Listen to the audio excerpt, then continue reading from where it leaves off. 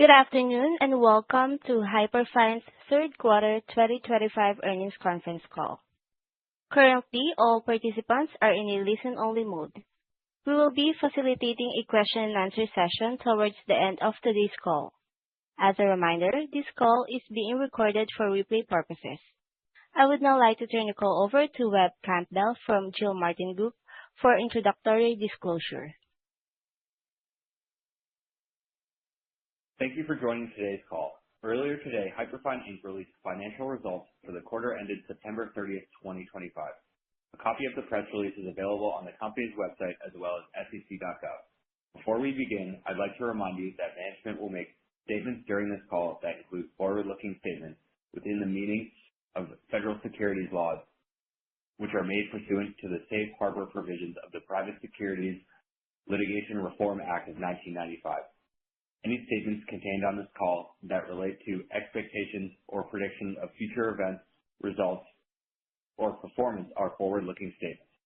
All forward-looking statements, including without limitation, those related to our operating trends and future financial performance, expense management, expectations for hiring, training and adoption, growth in our organization, market opportunities, commercial and international expansion, regulatory approvals, and product development are based upon our current estimates and various assumptions. These statements involve material risks and uncertainties that could cause actual results or events to materially differ from those anticipated or implied by the forward-looking statements. Accordingly, you should not place undue reliance on these statements. For a list and description of the risks and uncertainties associated with our business, please refer to the Risk Factors section of our latest periodic filing with the Securities and Exchange Commission. This conference call contains time-sensitive information and is accurate only as of the live broadcast today, November 13th, 2025. Hyperfine Inc. disclaims any intention or obligation, except as required by law, to update or revise any financial projections or forward-looking statements, whether because of new information, future events, or otherwise. With that, I will turn the call over to Maria Sainz, President and Chief Executive Officer. Good afternoon, and thank you for joining us. On the call with me today is our Chief Administrative Officer and Chief Financial Officer, Brett Hale. The third quarter marked an important new beginning for our business, driven by the launches of our next-generation subsystem and the Optiv AI software. We delivered revenue of $3.4 million, up 27% sequentially, and materially expanded gross margins to a record of nearly 54%, supported by a record average selling price of $361,000. We also drove a meaningful reduction in cash burn, down 27% sequentially, excluding financing, and in October, we strengthened our balance sheet by raising over $20 million to extend our cash runway into the second half of 2027. We have discussed 2025 as a year of transformation and a tale of two halves, with the second half of the year's performance driven by the growth catalyst that came to fruition over the last few months, namely the new technology launches as well as the full launch into the new office market. I am pleased to report that after the first 100 days with our next-generation subsystem and the Optiv AI software in the market, we have user feedback and proof points to feel confident our technology is now ready for mainstream adoption across the hospital, office, and international markets. In addition, we also have capital to support our commercial rollout for the foreseeable future. The third quarter is just the beginning of the next exciting chapter for Hyperfine as we meaningfully accelerate growth, drive commercial adoption, gain operational leverage, and improve our financial performance. Market interest and demand for our next-generation system is very strong. In the third quarter, we focused on deal activation and executed a seamless commercial launch, selling multiple units and building our sales funnel. Taking a step back, Our journey to date has been driven by continuous innovation and iteration to deliver portable AI-powered MRI technology ready for mainstream adoption and scale. We launched the first-generation portable brain MRI system in 2020 with a very compelling clinical promise. The 64 millitesla magnet strength allowed for safe scanning anywhere, and the system was portable. The original image quality was in its infancy. Over the last 5 years, we have greatly improved image quality, incorporated AI, and have listened to our users closely to deliver a next-generation system that is ready for broad adoption. The next-generation system operates on the Optiv AI software, which is our 10th generation AI-powered software. In addition to a step function improvement in image quality, additional upgrades include a user and patient-centric design to accommodate a broad patient population, especially beneficial for pediatric, elderly, or anxious patients, making MRI more accessible for all. Early users appreciate the system's high level of image quality, functionality, and usability.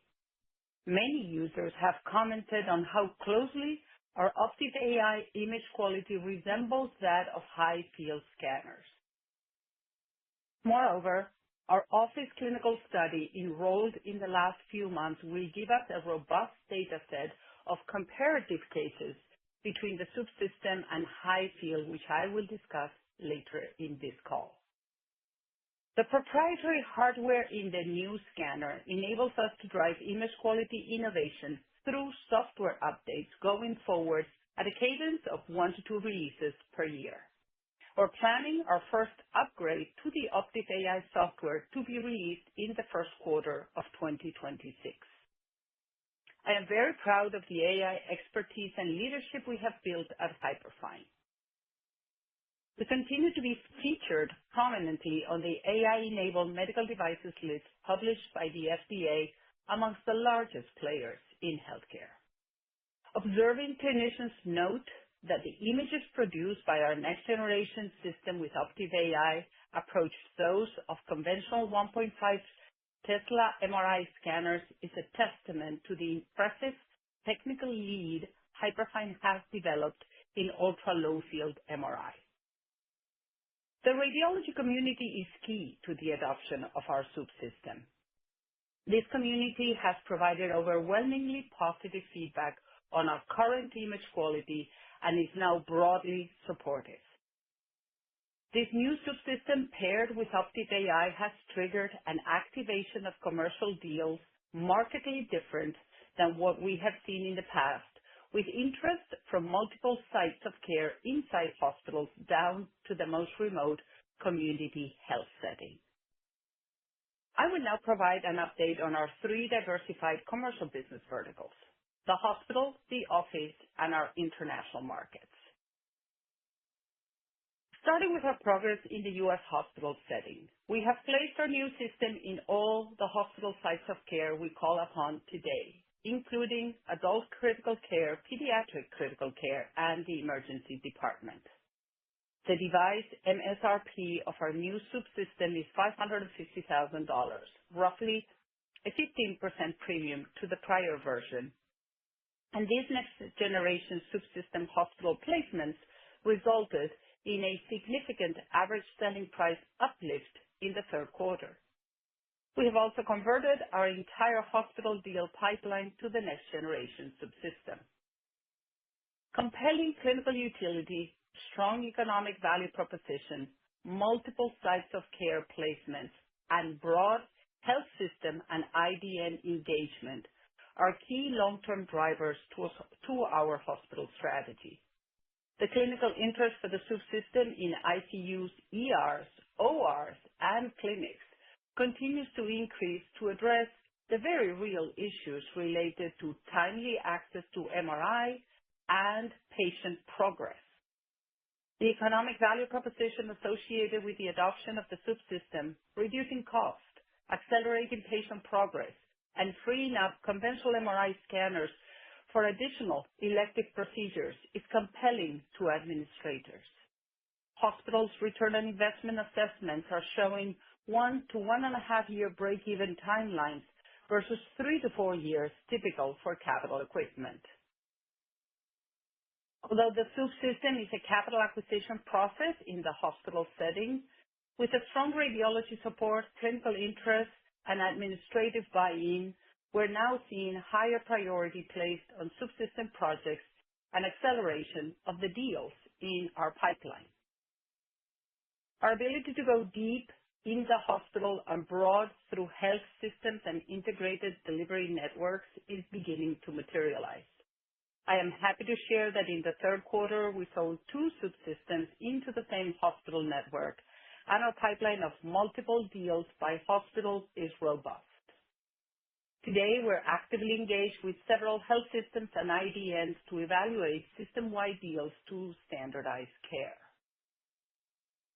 Generating evidence to further our clinical relevance continues to be an important investment for us.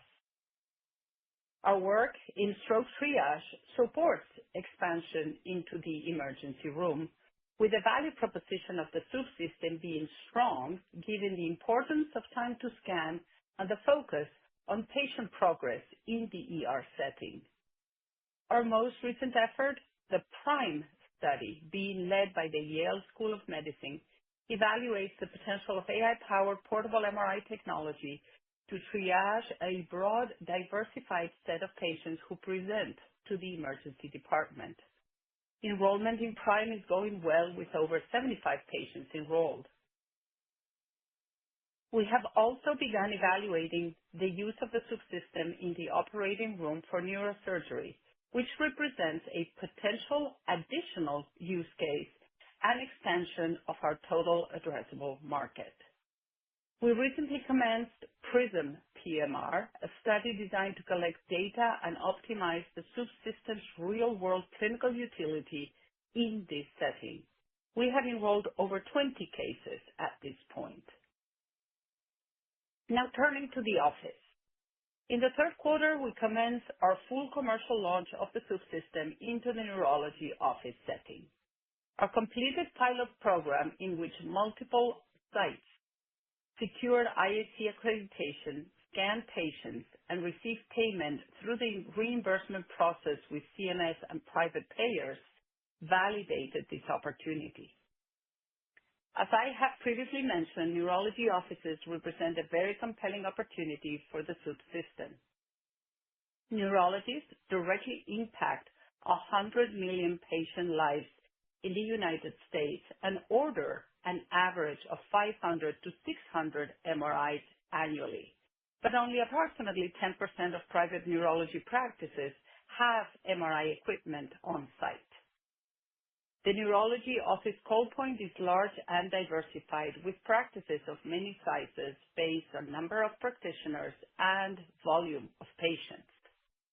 We're proceeding with selling both the first model SUP system with Optiv AI and the next generation SUP system with Optiv AI to provide more pricing flexibility in this setting. To drive the adoption in the office, similar to our strategy in the hospital, we have several clinical studies underway. Our most recent study, Neuro PMR, is run in the neurology offices to compare portable ultra-low field MRI and conventional 1.5 and 3 Tesla high field MRI with respect to pathology findings, clinical utility, and patient experience. I'm happy to share that the study has completed enrollment and data is expected in early 2026. Additionally, our Alzheimer's study, CARE PMR, continues enrollment with ongoing presentations of the increasing data set at major medical conferences, most recently at AAIC 2025. Our team has been actively selling into both single and multiple clinician practices, building relationships and pipelines of both first and next generation SUP systems as we deploy a strategic segmentation pricing strategy to engage offices of all sizes. Additionally, we have been leveraging our partnership with NeuroNet to promote the Swoop system to their network of neurology practices. Our full commercial launch in the office is still in its early days, and I have high optimism for this business vertical and its growth potential. Finally, turning to our international markets, where we are focused on selling primarily into the hospital setting. During the third quarter, we received CE Mark and UK CA Mark approvals for Optiv AI software. And we now expect to launch Optiv AI in 10 different European languages by the end of the year. We also expect our next generation Swoop system to be available in Europe and Canada markets by the end of 2026. In the past few weeks, the Swoop system was referenced in France's largest public hospital procurement body to facilitate nationwide purchases of portable MRI technology. Our international strategy includes our goal to launch in India, where we continue to anticipate regulatory approval before the end of this year. Looking ahead, we're driving 3 pipelines, one for each of our business verticals. The aggregate Hyperfine pipeline is stronger and more diversified than it has ever been. In conclusion, I am more optimistic than ever about the path ahead for Hyperfine. We now have a system that is ready for mainstream adoption and a diversified set of revenue-generating opportunities as we sell into hospitals, offices, and international markets. With this offering, we will be driving significant growth and financial performance improvement going forward. With that, I will now turn over the call to Brett to review our financial performance and 2025 guidance. Thank you, Maria. I will recap our financial results for the third quarter of 2025 before providing an update on our financial guidance. Revenue for the third quarter of 2025 was $3.4 million, up 27% sequentially. In the third quarter of 2025, we sold 8 units, had a strong mix of next-generation Swoop system sales, and delivered a record average selling price. Gross profit for the third quarter of 2025 was $1.8 million, and gross margin for the third quarter of 2025 was 53.8%, a record and representing a 450 basis point increase sequentially, driven by the increased average selling price. We continue to drive healthy margins for our stage and believe we are well positioned for meaningful margin expansion at scale. R&D expenses for the third quarter of 2025 were $4.0 million, a sequential quarterly decrease from $4.5 million in the second quarter of 2025. We continue to realize the benefits of the reorganization completed in the first quarter as we transition to a commercial growth stage organization. Sales, general, and administrative expenses for the third quarter of 2025 were $6.7 million, as compared to $6.4 million in the second quarter of 2025. Net loss for the third quarter of 2025 was $11.0 million, equating to a net loss of 14 cents per share, as compared to a net loss of $9.2 million or a net loss of 12 cents per share the prior sequential quarter. The third quarter 2025 net loss and the second quarter 2025 net loss included a non-cash change in fair value of warrant liabilities of $2.3 million and $0 million, respectively. For the third quarter of 2025, our net cash burn, excluding financing, was $5.9 million, down 27% sequentially from the prior quarter. Reducing our cash burn remains a significant focus of ours, and we will continue to prioritize spending discipline and optimize our operating leverage, while also balancing the needs of our ongoing commercial launch and associated growth trajectory in 2025 and beyond. Our net cash burn, including financing in the third quarter of 2025, was $3.9 million, and as of September 30th, 2025, we have $21.6 million in cash and cash equivalents on our balance sheets. This cash balance does not include the $18.4 million in net proceeds raised from our October 16th equity financing and subsequent greenshoe that totaled $20.1 million in gross proceeds. We are in a strong capital position to continue fueling our commercial efforts. Now turning to our financial guidance. We expect revenue in the fourth quarter of 2025 to be approximately $5 to $6 million. This guidance range equates to a very significant revenue step-up and at the midpoint represents sequential and year-over-year quarterly growth of 60 and 137% respectively. Accordingly, for the full year 2025, we now expect revenue to be approximately $13 to $14 million. For the full year 2025, we are now increasing our gross margin range to 49 to 51%, representing a 430 basis point increase in gross margin on a year-over-year basis at the midpoint. We expect the progression of gross margin percentage increase to closely follow our sales growth. We expect gross margins to exceed 50% going forward as we realize higher volumes and average selling prices driven by the execution upon our growth catalyst. Lastly, we now expect total cash burn to be in the range of $29 to $31 million for the full year 2025, representing a 22% decline in cash burn on a year-over-year basis at the midpoint.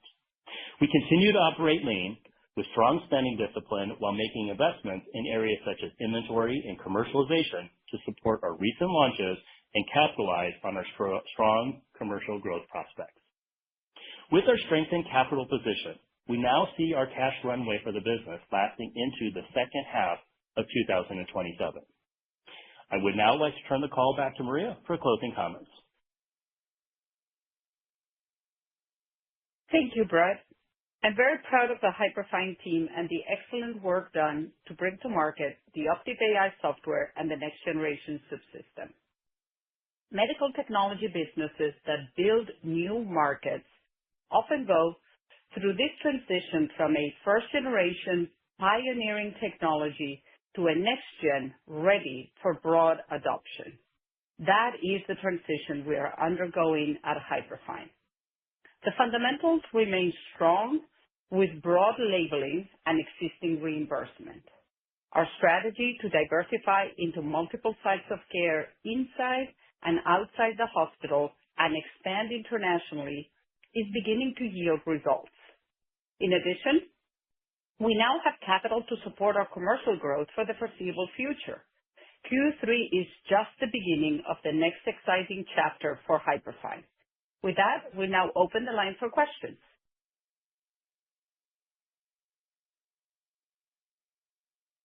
Thank you. As a reminder, to ask a question, you will need to press star then the number 1 on your telephone keypad.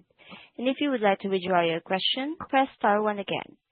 We do request for today's session that you please limit to one question and one follow-up. Your first question comes from the line of Frank Takkinen with Lake Street Capital Markets. Your line is open. Great. Thank you for taking the questions and congrats on the progress. I was hoping to talk a little bit more about the composition of the backlog. Maybe by setting would help as you're entering some new settings. Maybe where have you seen backlog growth? And then as a second part to that question, just maybe talk about what's really supporting the $5 to $6 million fourth quarter guidance. Is that record backlog? Is that faster conversion from order to actual shipment and revenue recognition? Any kind of context around that to support the guide would be helpful. Thanks. Sure. Hi, Frank.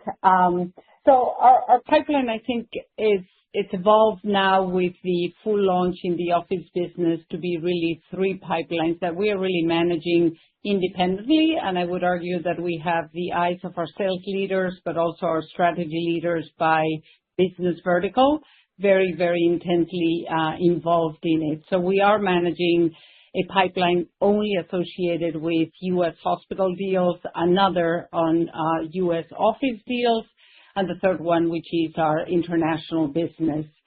So when you really add those 3 layers, the total continues to be an incredibly robust pipeline that is growing significantly from anything we have seen in previous quarters before we had, again, the new technology on the one hand, but definitely the office business. The 5 to 6 is predicated on what we're seeing in the pipeline, exactly the deals that are there. We don't comment on intra-quarter sort of numbers, But I would say we are not only seeing more rows in the pipeline, but we're seeing more rows that have more than one unit for some of the accounts that are looking to purchase this quarter, and more going deeper into some of the IDNs. We're going from the first hospital in an IDN to a second hospital in the IDN. We're also managing the pipeline by individual sales territory or sales area. So we're also very triangulating to make sure that we have confidence that we're not putting sort of all of the eggs in the one basket or one area, and we have a very nicely diversified across geographies and across the three verticals. Yeah, I would add, this is Brett. I would add that the fourth quarter is the second quarter of the launch for both the next generation technology in the hospital as well as in the office setting. So we, I think, commented previously that the first quarter was that first 100 days, and now we're into that second quarter where we converted the entire pipeline of hospital deals to next generation technology in Q3. And we're seeing those that they're working through the process, and we anticipate, them landing, a subset of them landing here in Q4. So just kind of the natural order of the launch trajectory, both with the next generation technology as well as the office setting. Got it. Really helpful. Thank you. And then maybe if I could try for 2026, I realize you're only talking about 2025 today, but any directional comments you can speak to on 2026 as we have a confluence of different growth drivers coming together at once? Appreciate the question, but I'm going to tell you we're not really going to provide a lot of direction around 2026, a little bit because as Brett just mentioned, we are on quarter 2 of the launch, and a lot of what we're going to use really, I like to think of Q3 as an incredibly important quarter where the first quarter showed sort of the excitement and the feedback on the actual technology and the beginning of that activation. This is the second quarter. A lot of it is going to be the launch pad into 2026. So we really would prefer to reserve the commentary around 2026 until we get into the beginning of 2026 with a closed Q4 as well. Again, it will continue to be composed of the things that I just outlined. So it is the 3 pipelines, and it is clearly time is always a friend because more things get added into the pipeline, and the hospital deals, as we know, sometimes take time. So, but for now, I think we're going to focus more on just what's near term Q4 2025. Okay, fair enough. Thank you. Sure. Thank you. Your next question comes from the line of Yuan Zi with B. Riley Securities. Your line is open. Hi, this is Paulo on for Yuan. Thank you for taking our questions and congratulations on the quarter. I have a couple of questions. First, can you provide an update on the timeline and initial trajectory of market penetration in urology office? And when can we see a ramp up of orders? And the second is for international expansion. Does it take similar time or longer time to sign the contract versus those in the US? Based on your current experience, what do you think are the major bottlenecks for international expansion? Thank you. Great. So I think I'll just maybe repeat the question, make sure we've got that right, is that you're speaking about the penetration first and foremost into the neurology office and then the timeline on international deals. Did I get that correct? Yes. Okay.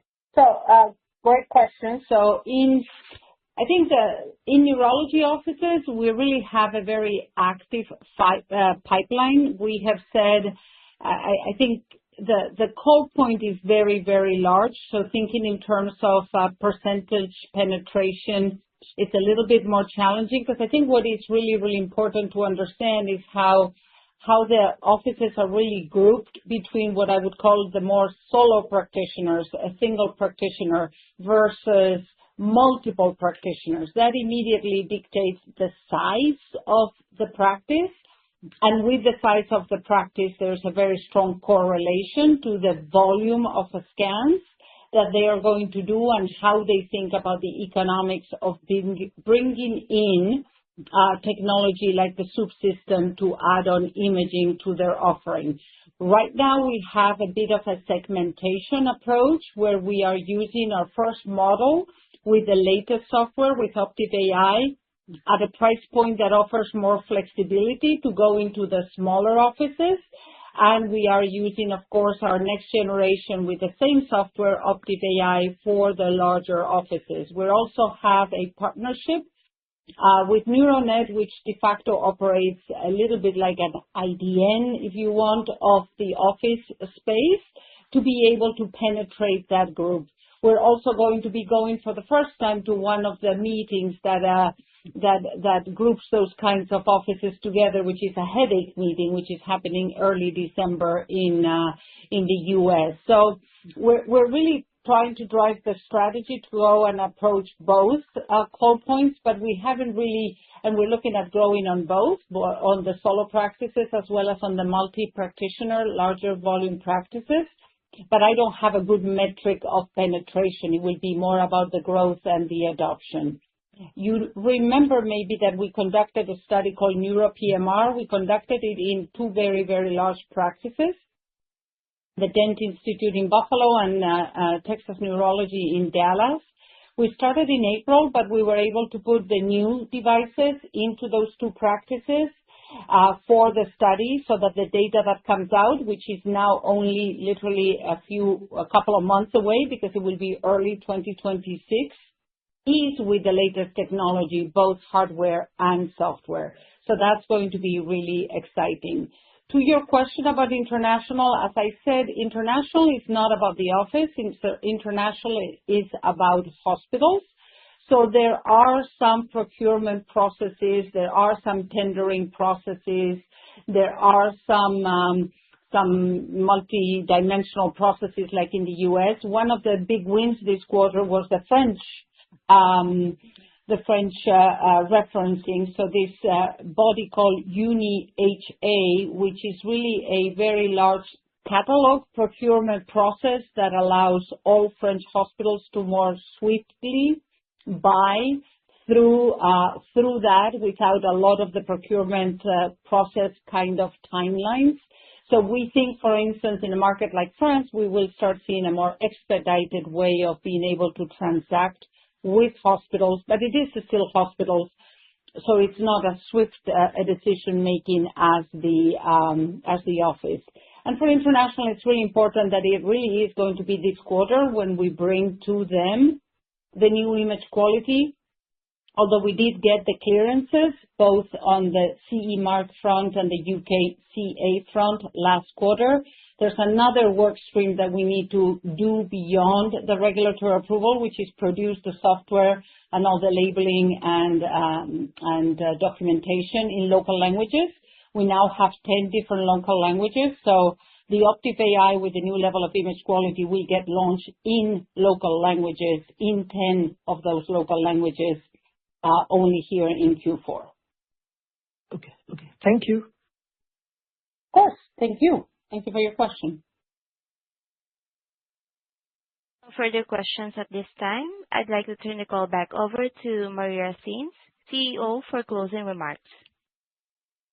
Thanks, everyone, for joining us in today's call. I'm truly excited about the inflection point in which we are at our company, and I look forward to providing you further updates here in just a few short months. Thanks, everyone. Ladies and gentlemen, that concludes today's call. Thank you all for joining. You may now disconnect.